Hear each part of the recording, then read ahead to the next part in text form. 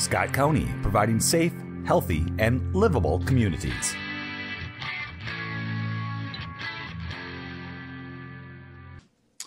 Okay, it comes to that point of the meeting where we're going to have our Scott Delivers topic. And I'm sorry, you can tell I took a couple weeks off here. I've lost my Mr. Chair, it's just fine. I just wanted to kick this one off. This is one of them that you've been asking for. It's been that long-term investment in technology and the benefits to some of these programs and what we're seeing from them, the applications.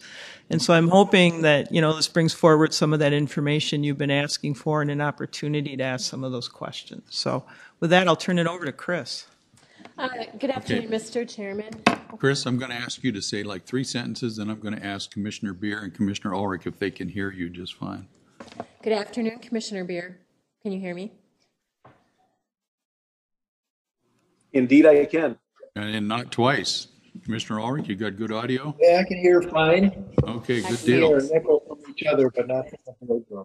Okay, good. It just makes me feel better to know they're fully participating. Yes. Chris, go ahead. Thank you. Good afternoon, Mr. Chairman and Commissioners.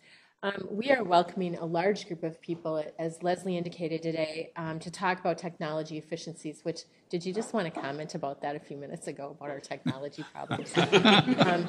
But having said that, this is a group of internal service staff who really impact our organization broadly across really every business area. So they have some of their own teams working on technology efficiencies, as well as some of their business unit partners to talk about their experience with their services. We were last here in 2019, and there were 2 things that kind of came out of that presentation. One was that we were underutilizing some of the systems that we were paying for. And the other was that I'm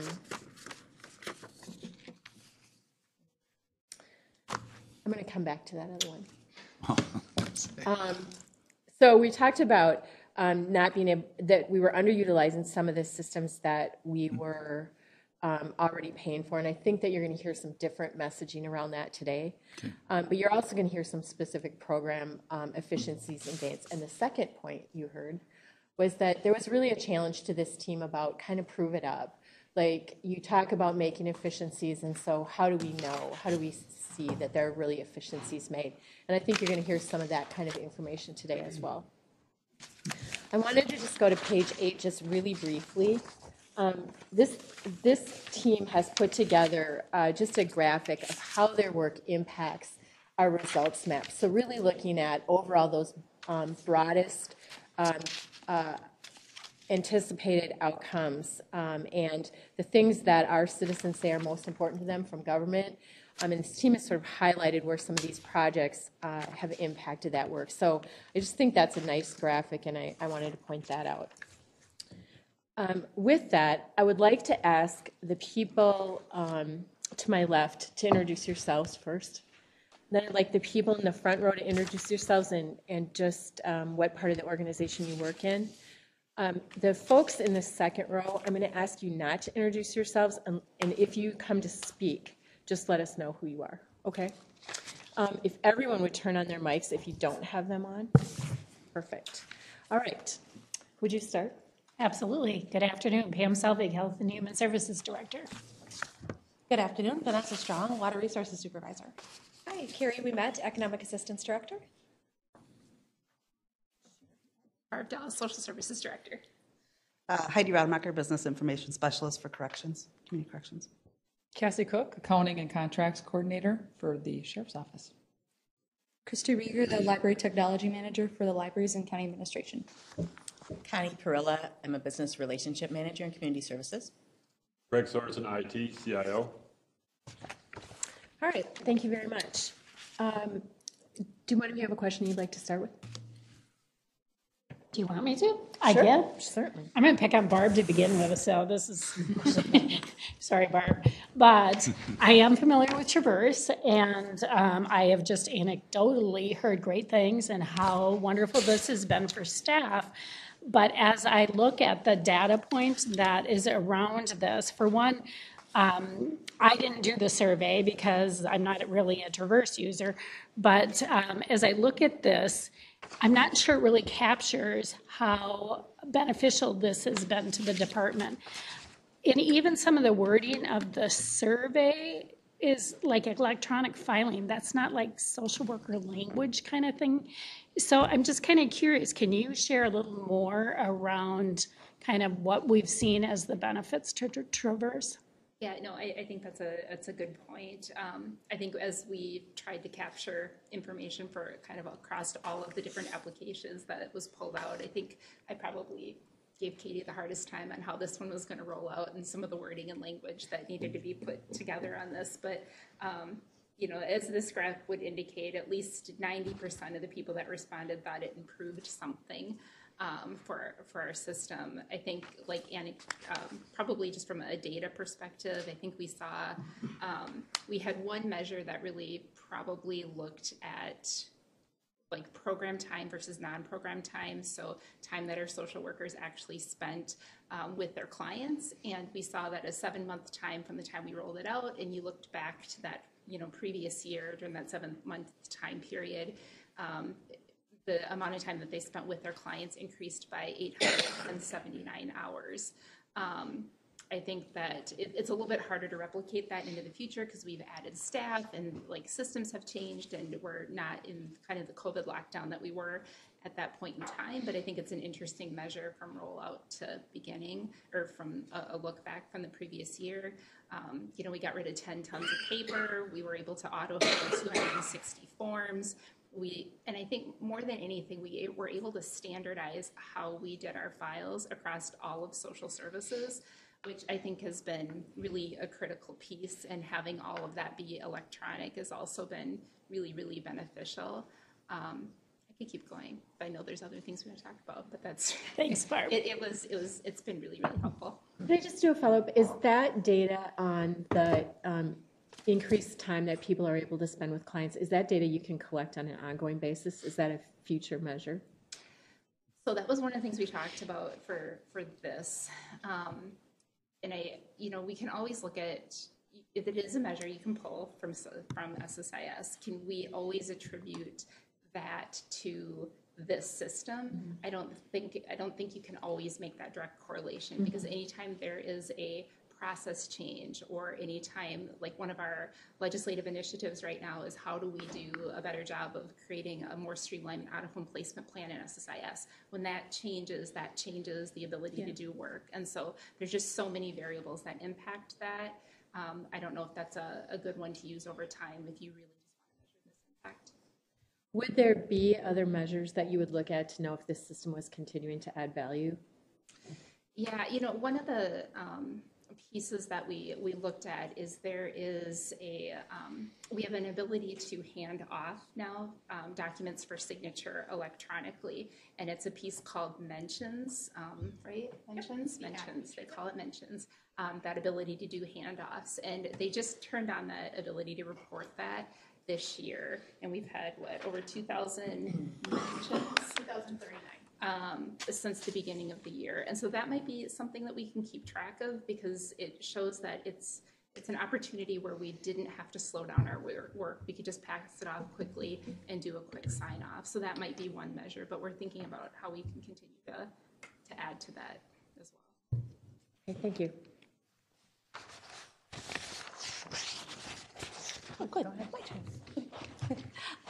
This question is actually for Connie and your group. We've actually worked with you quite a few times over the last few years, and usually we approach you when we kind of have an identified need of a technology solution, but we need help implementing it and maybe kind of narrowing it down, and that's really been great to work with you on that, and you guys have been always really right there, really responsive and really thoughtful. But you know, sometimes we have these technology challenges that we don't really know what the best solution is. And is that something we could also come to you guys with? Like invite you to maybe a meeting, help us with some brainstorming, get some outside perspective? Like when's a good time to kind of reach out to you guys? Yeah, definitely. What we usually tell people is whenever something's keeping you up in the middle of the night. whenever you have a gap or a challenge or something that you're like, I bet this could be done more efficiently, but I'm not really sure how. That's when definitely reach out to the business relationship managers, and certainly IT and some PMs and others in the whole EBT group do that. But the BRIMs are kind of focused on coming out, listening to you, asking kind of those hard, nosy-like questions.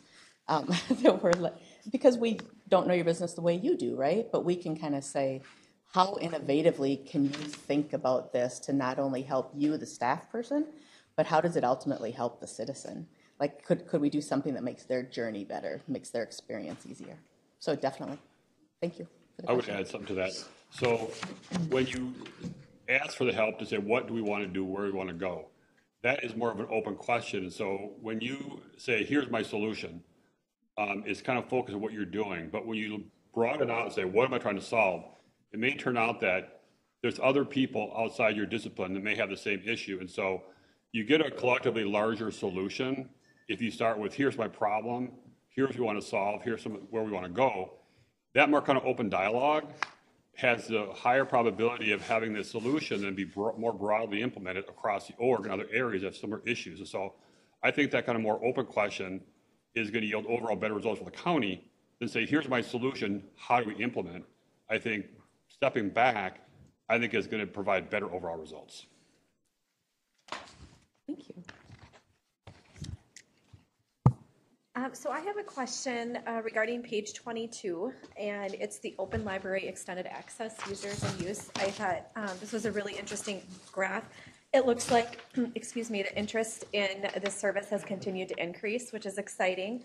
So I'm just wondering, what are we hearing about it from the community? And have we, I just remember some conversations prior to even implementing this, there were some concerns about, not having maybe on-site supervision during the extended hours, and just have there been any of the challenges that were anticipated, and what does that look like? Sure. To address the first part of your question, I think that the vast majority of the feedback that we've received about the service is positive, noting the convenience, the fact that hours that are rarely available in libraries anywhere in the country are suddenly available for library users. So according to our data that we're gathering off of the controller machine that tracks how many people are entering the Jordan Library, we're seeing folks coming in at the 6 to 7 a.m. hour. That is the most popular hour. So having those new opportunities is very exciting. And also being able to enter the libraries on days like holidays to be able to pick up a movie for your family to watch on Thanksgiving, for families to be able to have reading materials for children on days that there's no school. So we're seeing lots of that type of positive feedback. The second part of your question about concerns. Certainly we have heard concerns from the community, primarily first about safety, making sure that the library feels safe without a supervisor or a security guard in it, or even just worries about the integrity of the library, making sure that the folks who are going to use the service are going to treat it respectfully. I'm very pleased to say that overall we've had a fantastic safety record in Jordan and now Elko New Market since September of this year. And we credit that, one, to having very thorough procedures. Our staff have some very thorough checklists to make sure that certain things are always locked up and put away before they leave. We've been monitoring those things on an ongoing basis. We had feedback processes in place in order for customers to report things to us, whether or not it was simply, this didn't feel right, this felt a little sketchy, and then we have cameras now in the libraries to be able to check on those things just to see if there's an opportunity for us to address something with another customer. Or even the other concern that we've heard is that, we want to make sure that this isn't going to replace my opportunity to speak with a librarian.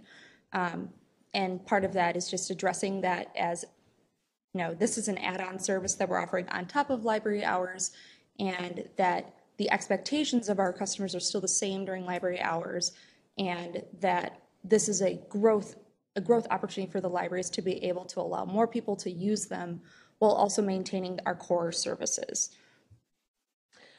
Christy, have there been any impact on your core services? Are there any other staff efficiencies? Because the extended access piece is, I think, a terrific thing. Are you seeing any other efficiencies gained for your core staff? through this technology? I think that one of the efficiencies gained is the opportunity to provide more in-depth service to the folks who want to work with a librarian. Certainly, every day we have staff members who are providing digital navigation to folks who are brand new to technology and need help using the computers. We are providing information services. Someone comes in and has an information question for a research project or is doing a genealogy project, for example, with a librarian that is going to take a while, right? That interaction may take an hour. The librarian wants to be able to provide a really nice, long opportunity to sit and meet with that person.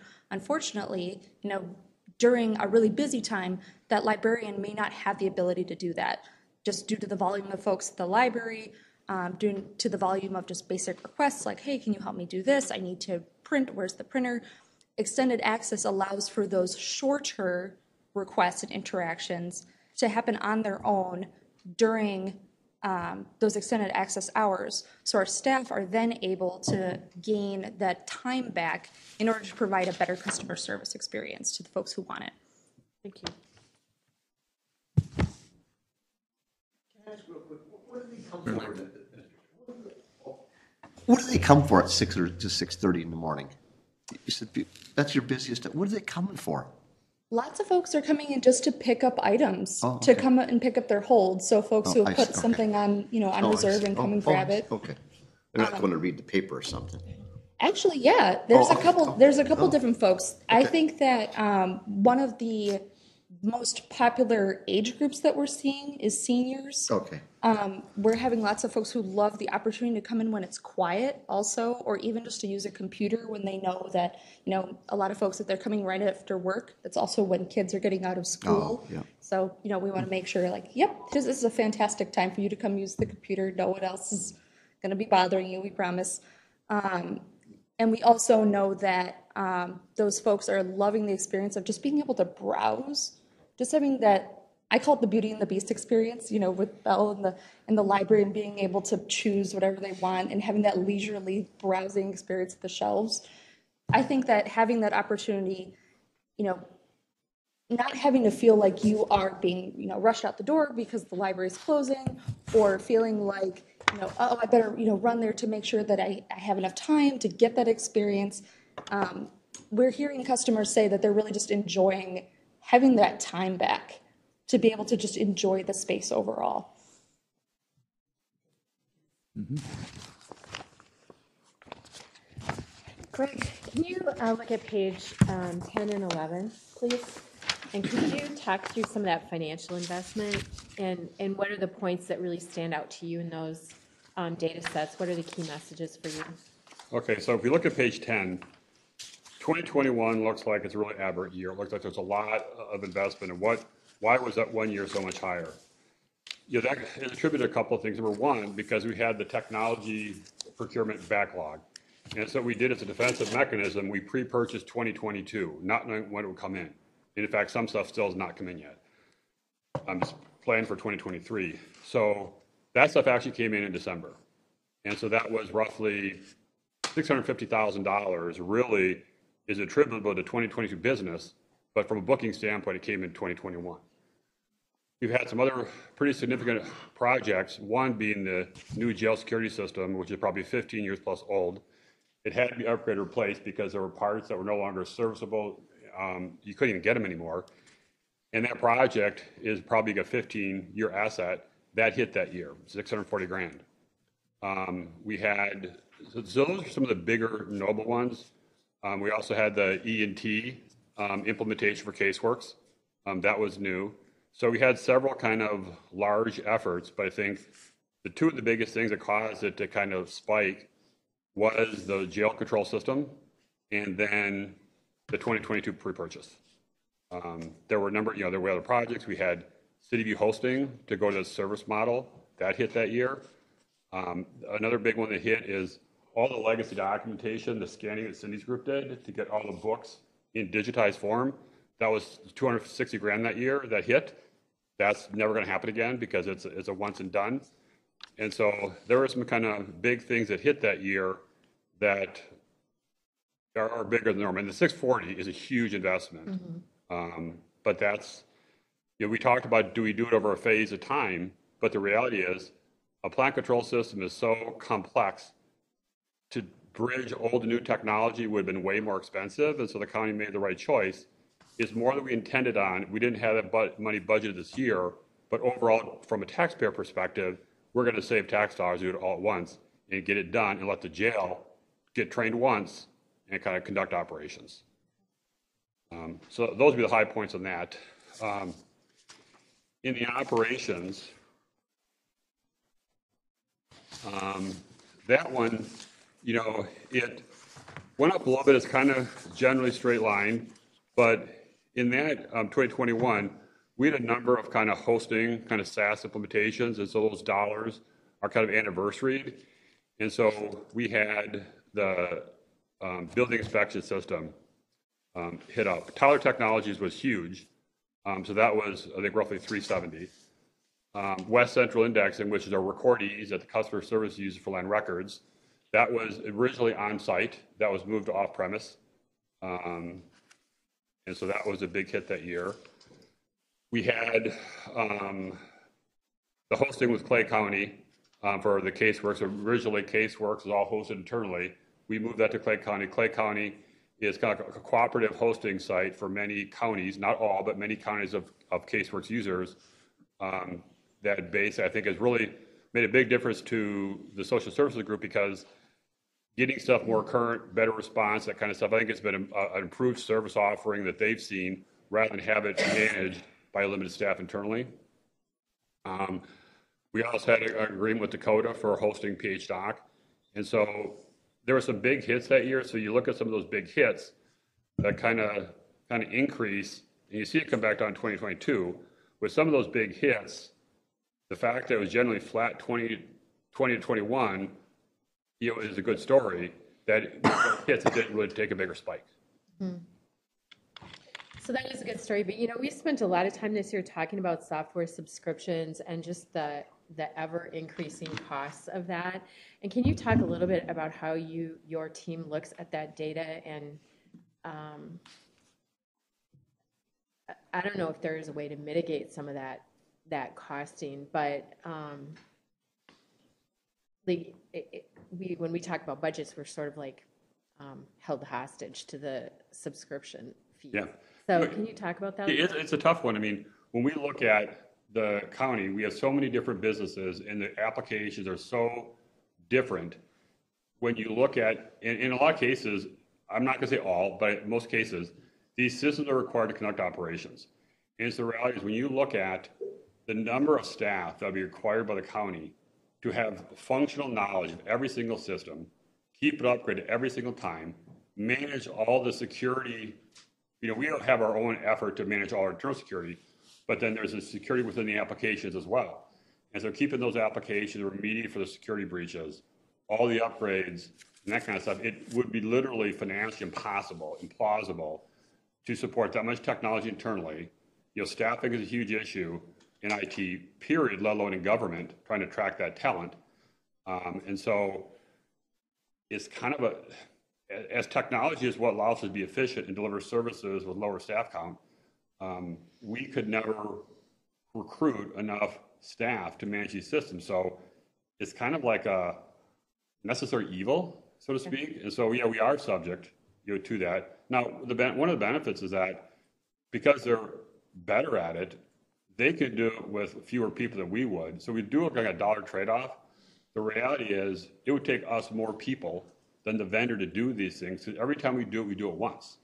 We're not kind of repetitive in that standpoint. So the dollars are high, but the reality is if you look at the one slide, where gotta get to it. Is it really page? When we talked about the per capita. Okay, so if you go to page 9, because I think that helps kind of highlight a little bit.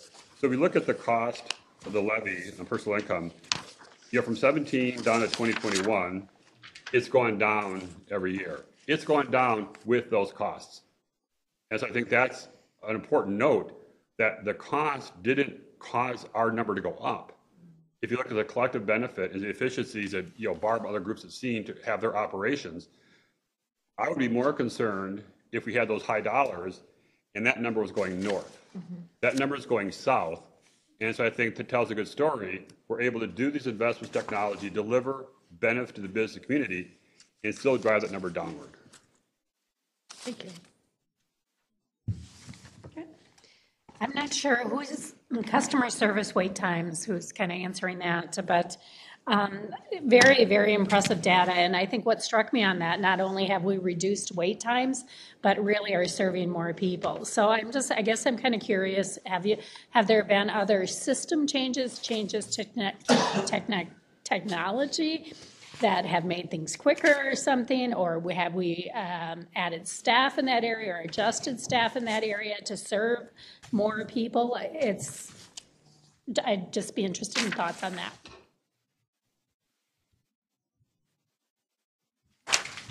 One of the biggest things we added, I was looking to Paula or Cindy, but I'll give it a shot, was this no wait inside appointment scheduling software. Yeah, no, I get the software to make appointments, but like, how does that allow them to serve more people?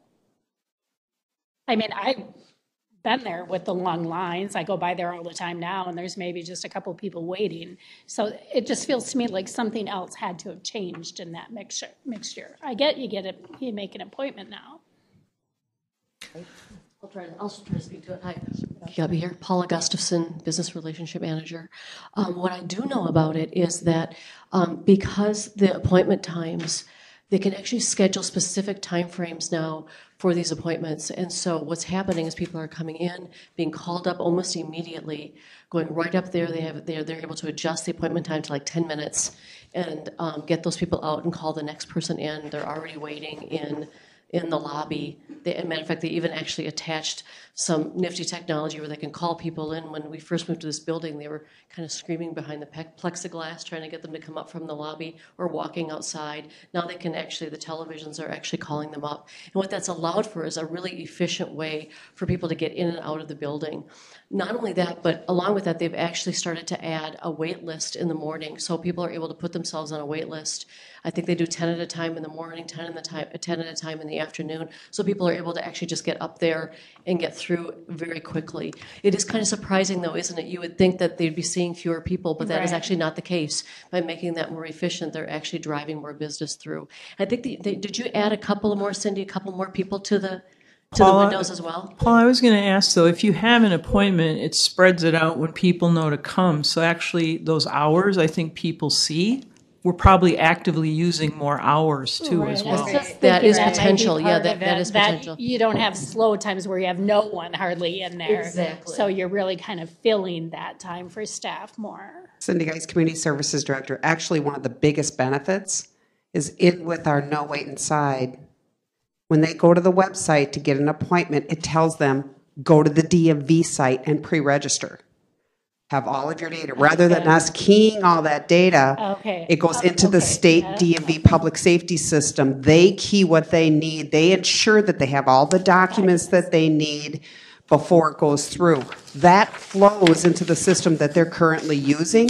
So rather than spending an enormous amount of time with them trying to describe all of the details in the documents that you need, particularly for Real ID and Enhanced ID, those wait times for that type of service have gone down dramatically because of the self-service on the regular state site that flows. Yeah, thank you. That's helpful, Cindy. Thanks. Just as a follow-up, could one of you, are there additional modules in that software that would contribute anything to your business area? Are there modules that aren't turned on? Not ones that I know of yet. They have continued to develop that software. Greg, you've had some conversations too. Do you know if they're doing anything more? They're always working on trying to enhance stuff and surveys, that kind of stuff. And so it's really a question of, some of the survey data they talked about, but then there's potential for HIPAA violations and that kind of stuff. So we've opted not to go down those types of questions, but they're constantly trying to add it because obviously they're trying to maximize their revenue, and their revenue goal is really our benefit as they keep adding new capabilities. So I have not had recent contact with them, but I know the person who owns the company from a past solution he worked the county on, and he's very aggressive, and he's constantly looking at a way to broaden the portfolio, more sales, more immersive experience. I mean, you know, the best case example, the most recent thing they did was initially was just, you know, web software.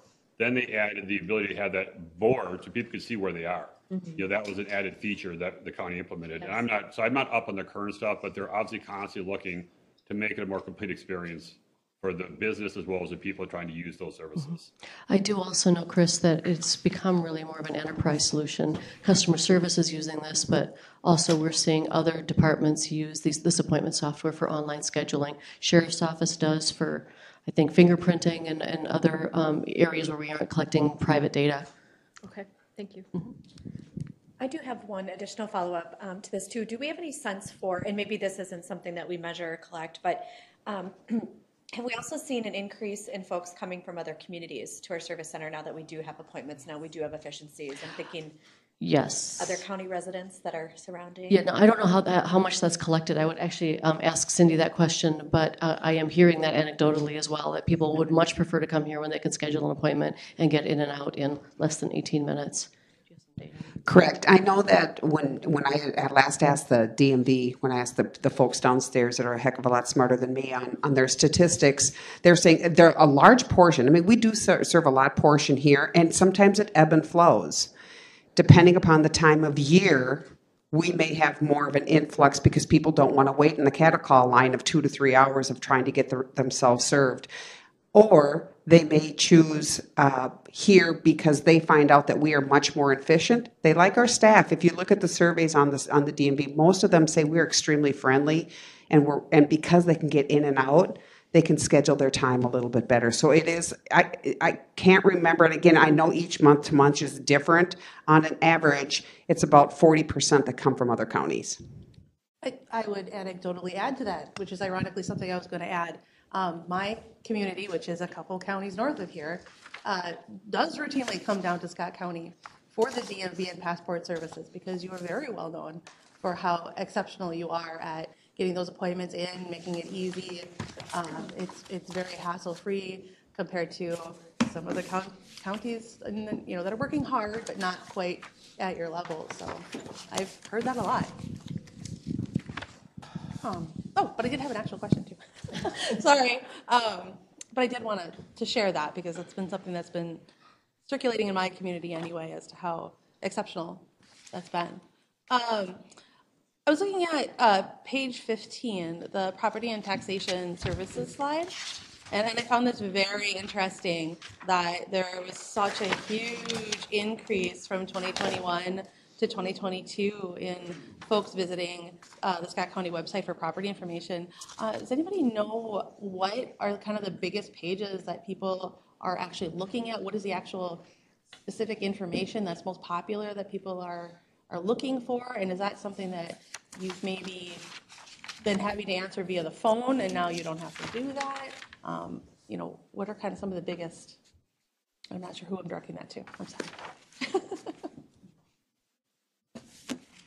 Rock, paper, scissors. David Shield-Mueller, Taxation Supervisor. So it's not going to directly tell you what pages they're visiting on our website. Most of our tax information is held within an external public access site. But what we're seeing, and we believe is the cause of this increase, is the actual, as previously mentioned, we did implement a new tax system, and with that came a new public access site. And within that public access site is just so much more robust information. Before it used to be simply property tax payment information, property values, just kind of the real basic information. And now you're actually able to go on there. You can still make a payment, see all those other things you used to be able to, but you're just able to dig down so much deeper into the different data that's out there.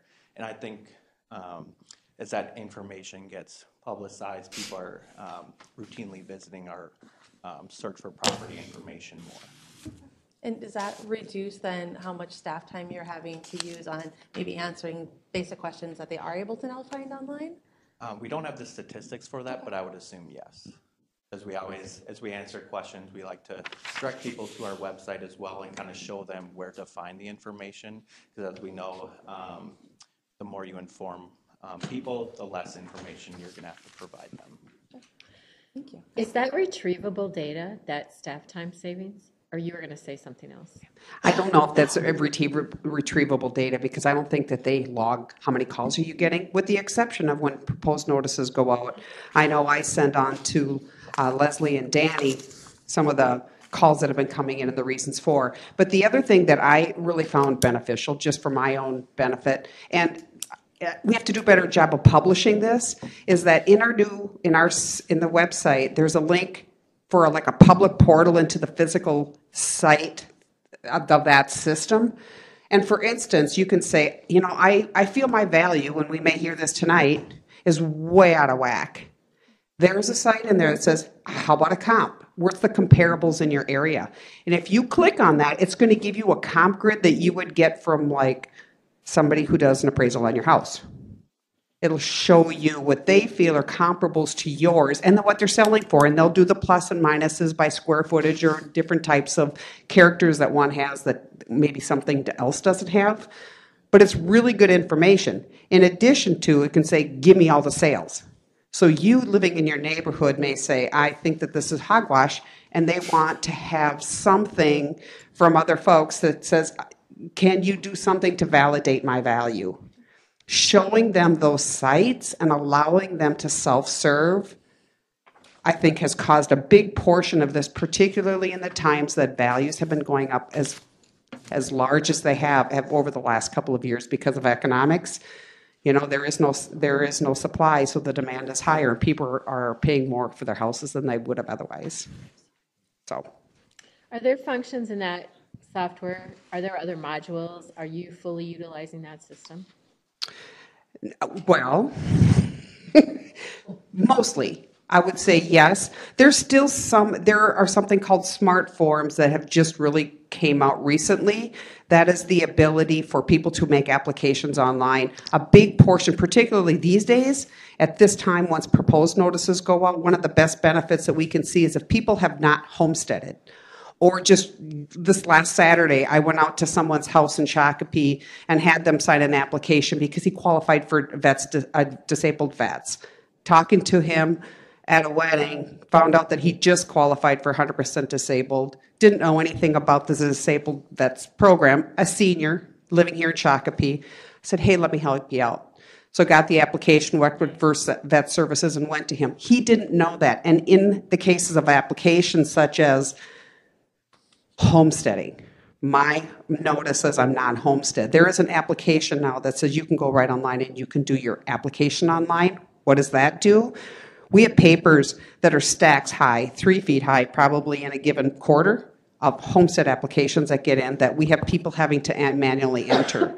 So if the more we can publish and get people to go to those sites to self-serve, particularly if some of the information is more robust, the better we're going to be. So now it's going to be on the publication side of it, is how do we tell them that this information exists to allow them to go in there and try to look at it, and maybe they can answer their own questions. So there are some things that, you know, we're still limping along. The majority of the functionality and everything that we're looking for is there, but there's always ways to improve, and we have not let our project team from that implementation go yet, because we have deliverables that aren't quite met. So we're holding them accountable for making sure that we get those modules and services as well. Great, thanks.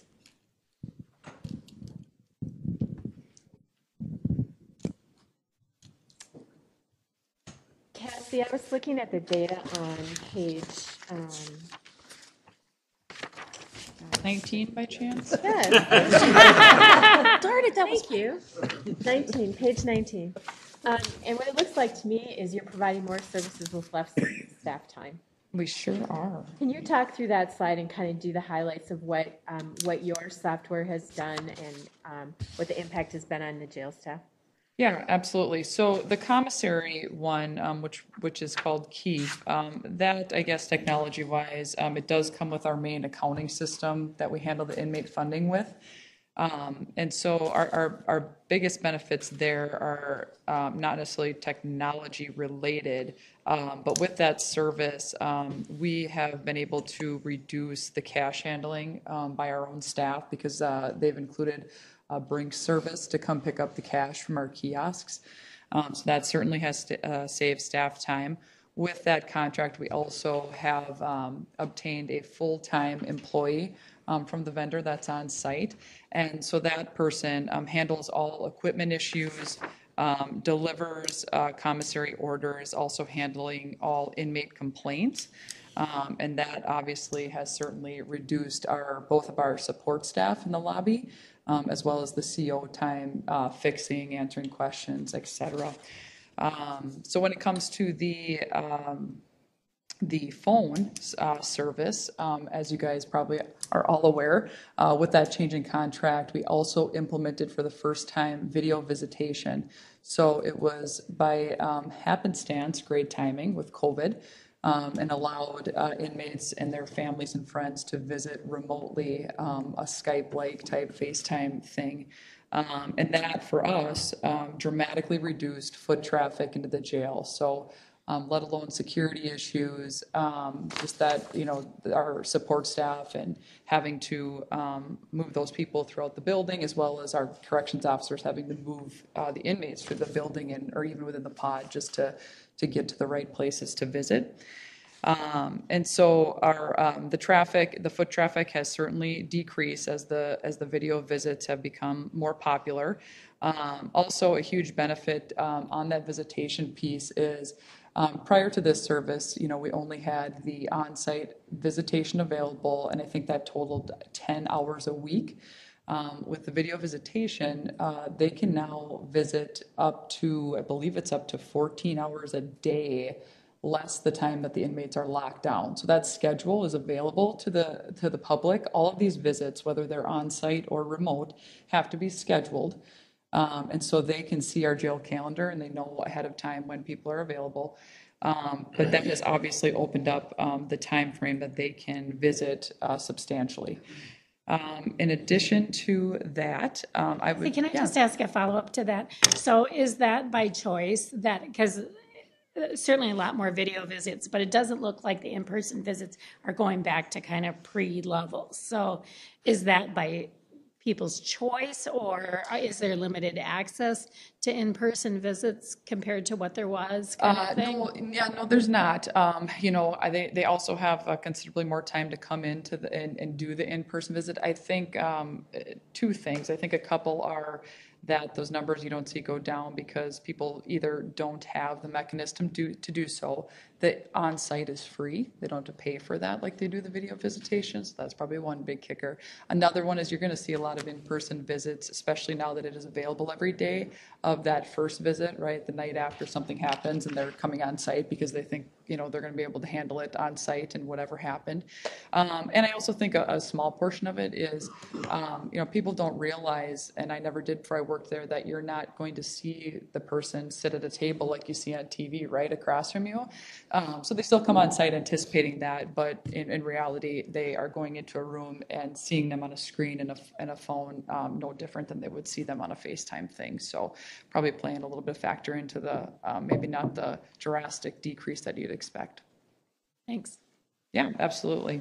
I'm not supposed to ask questions, but I'm going to do it anyways. So if you look at the total, like 2,700, if you add the phone and video up to the 2,000, that's still like a 700, that's a pretty big increase. With the video piece, is there any correlation, better behavior, because they feel they're more connected to their friends or family? I mean, have you seen any kind of benefit, emotional benefit because of that? Yeah, great question. I can't answer that directly because I'm not managing the inmates. But we've got nothing but positive feedback from it, right? I mean, in reality, they have constant, everyday access. I would only assume that is the case. But obviously the, inmate management, I can't personally speak to that.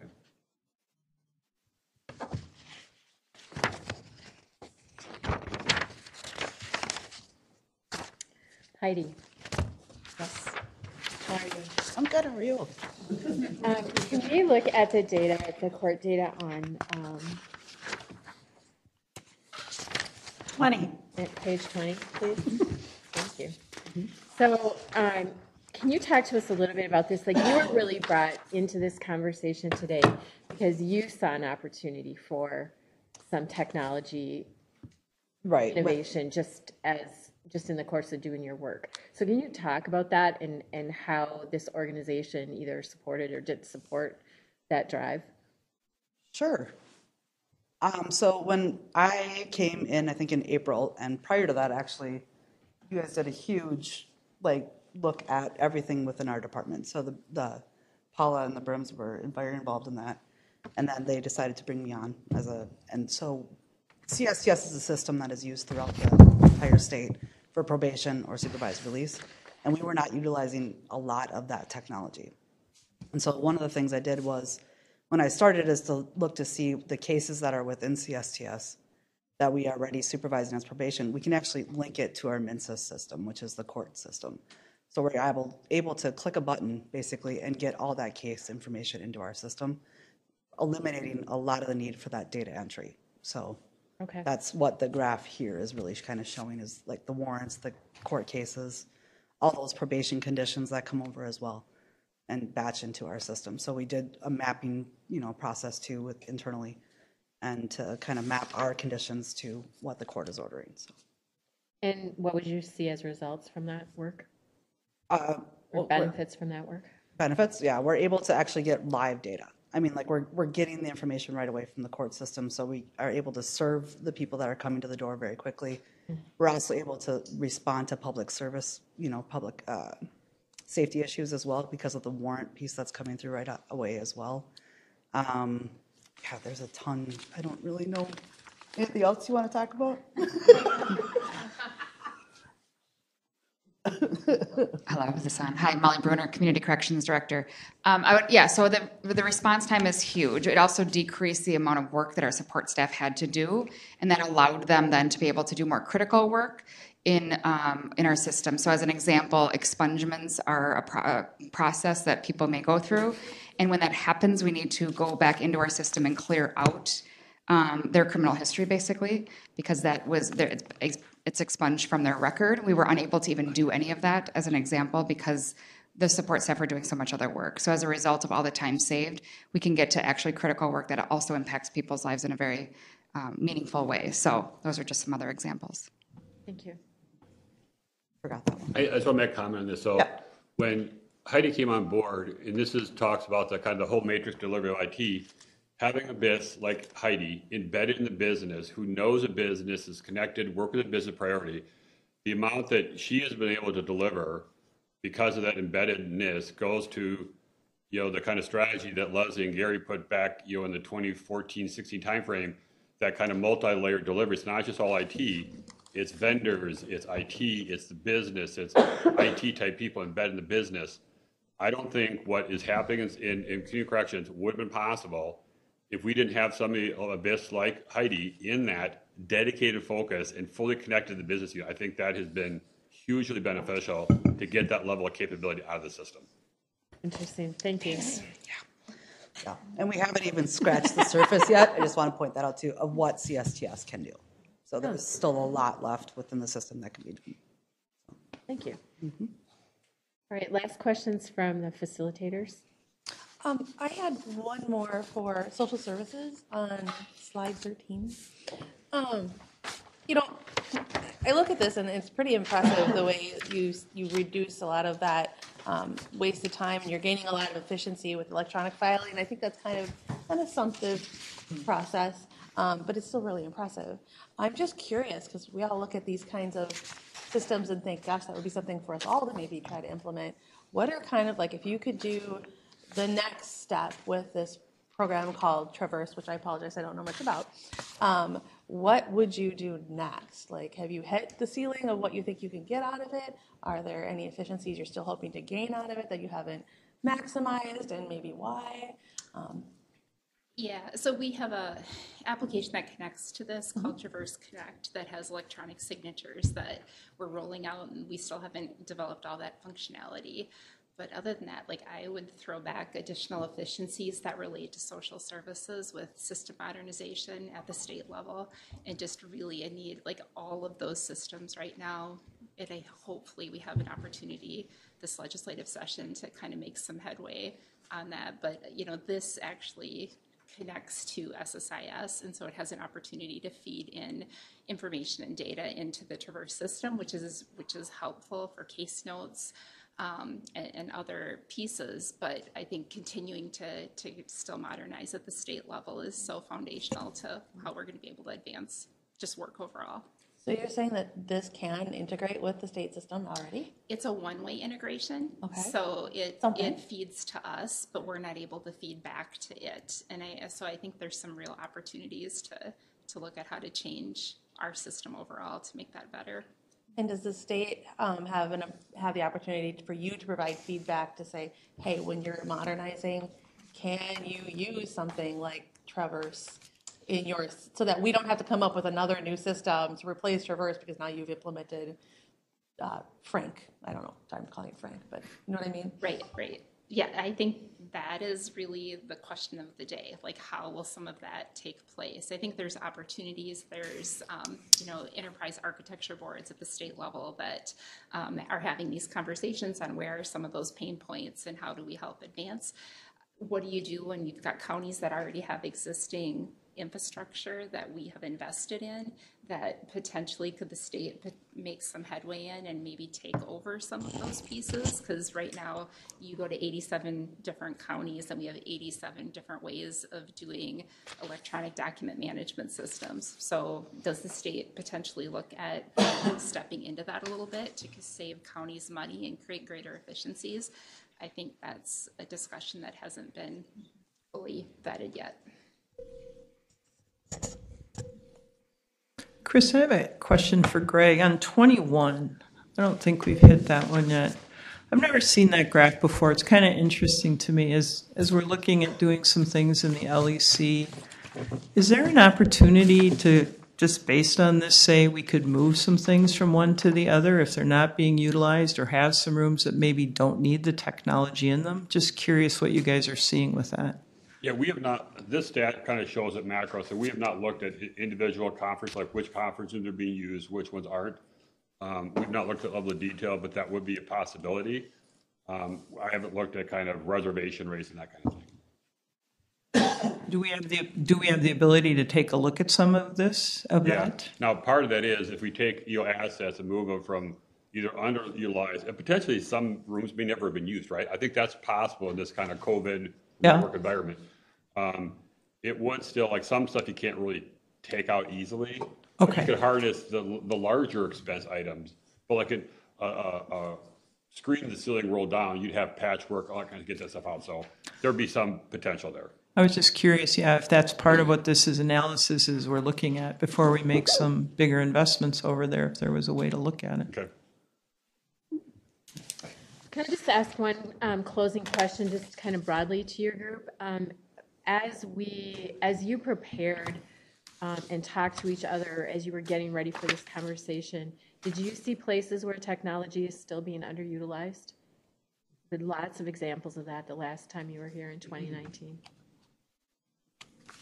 I would say, yeah, in the example that Leslie just brought up, when we came up with this snapshot, Greg's team gave us the data for it, but we said to ourselves, shouldn't the facilities people really pull this and look at it every couple months so that they can see exactly what you guys are talking about? If there's a room that's underutilized with this great equipment and we need it over in LEC, it would be good information for facilities. So I think we find that stuff every day. I mean, it's like you open up one rock or lift up one rock and, there's just a ton of opportunities in there. Okay. Any other examples that people have? Within CSTS or as in the county as a general? Just either. I'm really wanting to drive the idea that if we are going to spend the money that we spend on subscriptions and on technology, that we should fully utilize that capacity that brings us. And so that was a big gap last time. So I'm just curious if people see other existing gaps. A lot of what within CSTS, there's this client supervision portal that's on I believe it's a SIP at this point. Okay. And so it's a way for our clients to be able to log in and do a virtual check-in with their probation officer before they come in. So that's something that doesn't cost us money. It does cost us IT time. Okay. So there's that distinction there with that one. We're doing an ABRASYS integration project with our drug testing vendor right now. So the API is coming into our system so we can get live data when people are positive or negative on a drug test. That's just some of the stuff that we're starting to do within our system. Thank you. I'll speak a little bit to what we experienced with Infor and some of the concerns that we heard as we were doing some of our analysis and our process mapping.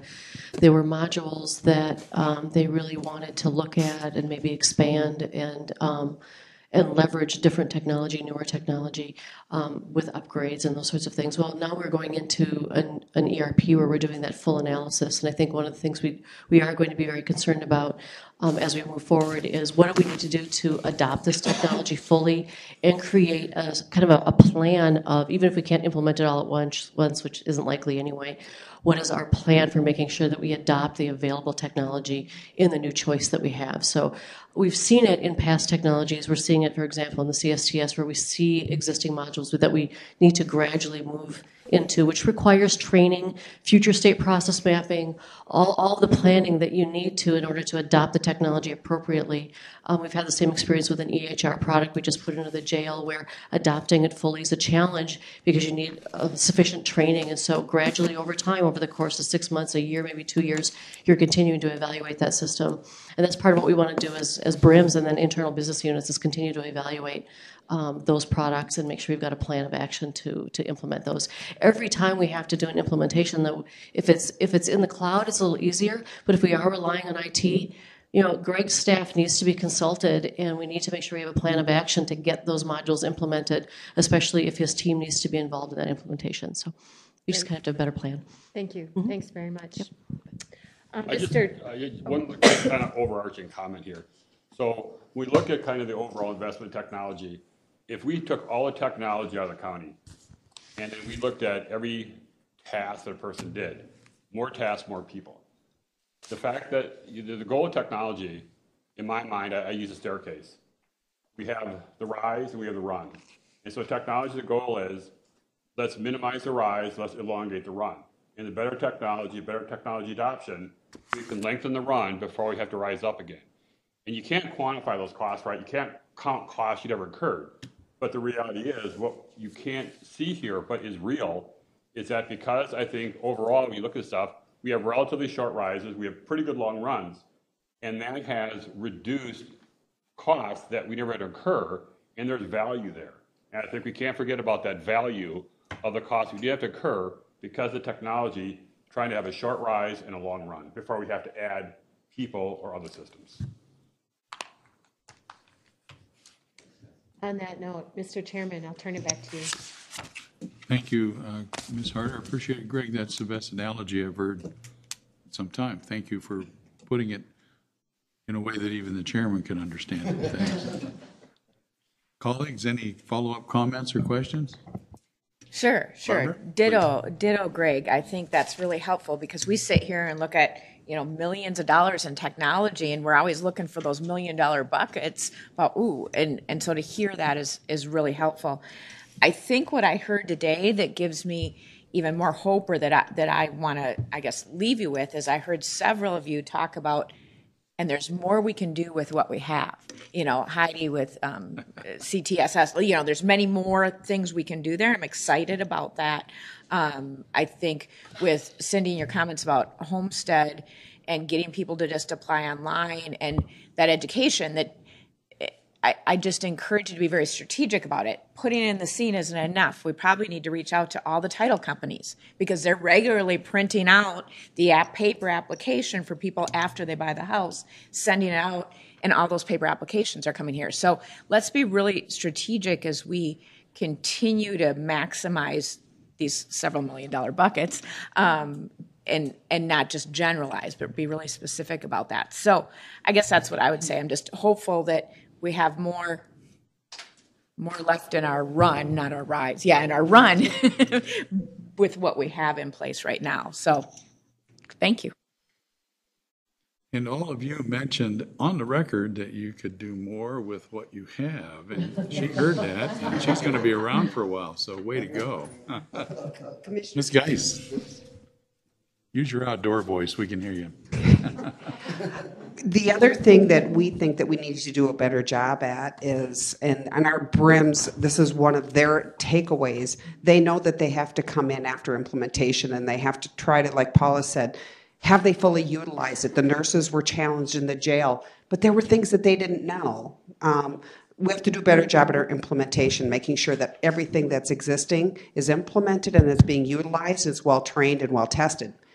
But not only that, one of the things that we hear is, and so what for? Who cares? Who does it benefit? And one of the things that we have talked about and with these BRIMs is how do we get the feedback from the residents who use this most? What's their journey? And what do they think would help them? And so in some of the cases with the HHS world, knowing that a lot of their clients may have some language barrier, how do we make sure that they're getting the same level of service that some other folks get in trying to do their self-service? So we have to do a better job as well, trying to find out from our customers, from our clients, and for anybody else who uses our technologies as well, or who depends upon them, on making sure that the data that they get out of it is beneficial to them too. And if not, how can we show that data in a fashion that gives them the answers rather than having to try to find through our large organization how they can get those done. So that's the other component, is what's the journey of the customer and the client and making sure that they can get the information they need. Speaking of long-running technology, we have two commissioners who are using that right now. Commissioner Ulrich, Commissioner Beer, do you have anything you'd like to add or any closing questions or comments? I do. That sounded like Commissioner Beer. I can't see him on my screen yet. I get to hear myself twice. Can you hear me all right? Yep, we can only hear you once, thank goodness, but go ahead. Yeah, I know. Good for you. Good for you. So the question is, I forget what page it was on. It talked about some of the things that aren't going well, and that having to do with workflow surveys, taking the time to really understand what the needs are. And this all pertains to the ERP that we're staring down. I was very happy to hear, I think, Paula and Greg talk about adoption. I think implementation is one thing, and things can be implemented well, but not always adopted well. And so I'm very happy to hear the emphasis on that component, because that's what will give us that much longer run, hopefully, with shorter rise, as we're using that euphemism, and be able to have a return on investment and have a better workflow for folks that have to engage in it. So let's double down on that and make that work. So thank you for those comments. Thank you, Commissioner Beer. Commissioner Ulrich? We good? Well, I'll try with this triple echo. I'm thinking about a flexible work hours, flexible workplace, attracting youth, and more efficiently serve the public and having great technology. And so I wonder if you consider how widespread we consider varied start for jobs. For example, let's say we have somebody that wants to be home with their kids as close to when they get to school as possible. And they say, well, I'd really like to start at 6. Well, could we open up our days to some services at 6 for people that want to work on flexible work hours, whether that be DMV type service, or library, or maybe there's somebody that doesn't really want to start till 10.